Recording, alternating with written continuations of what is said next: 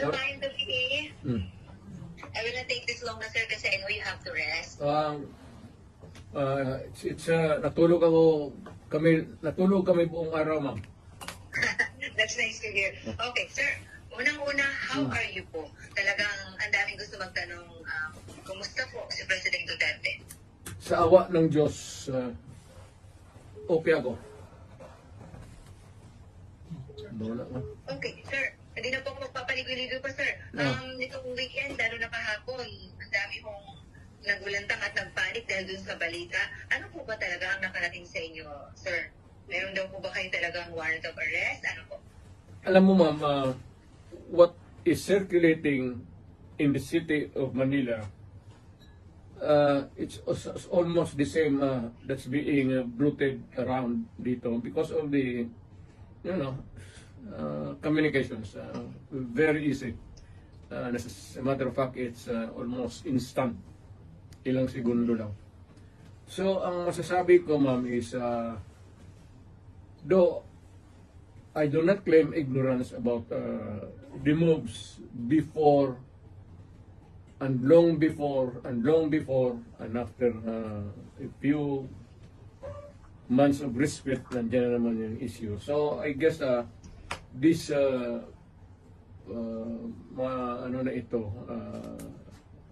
issues, I would call them, would hound me until the dying days of my life. Okay. So, ano to, sir? So, they won't really stop. Again? So, talagang hindi sila titigil, sir?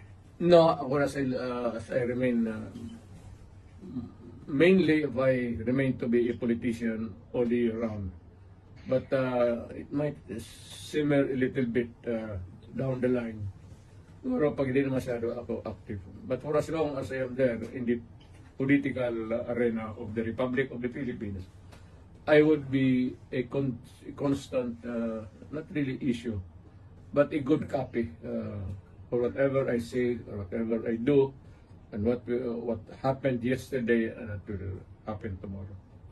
Alright. Pero okay. Sir, okay, sir, does this bother you, sir? Itong mga naglutamang information na meron ng warrant sa inyo, warrant of arrest? Alam mo, ma'am, sa totoo lang, I have been in politics for almost nearly 30 years. Been mayor, and lahat ng klaseng issue. Firstly as vice mayor, congressman, then as president. Hindi ko naman sana sabi minamaliit ko. Pagyayabang yan eh. But it's almost an day in, day out, month long, year after year. It's has become an irritation, really.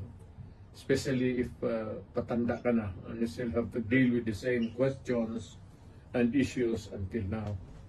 Pero I take it as part of my political life.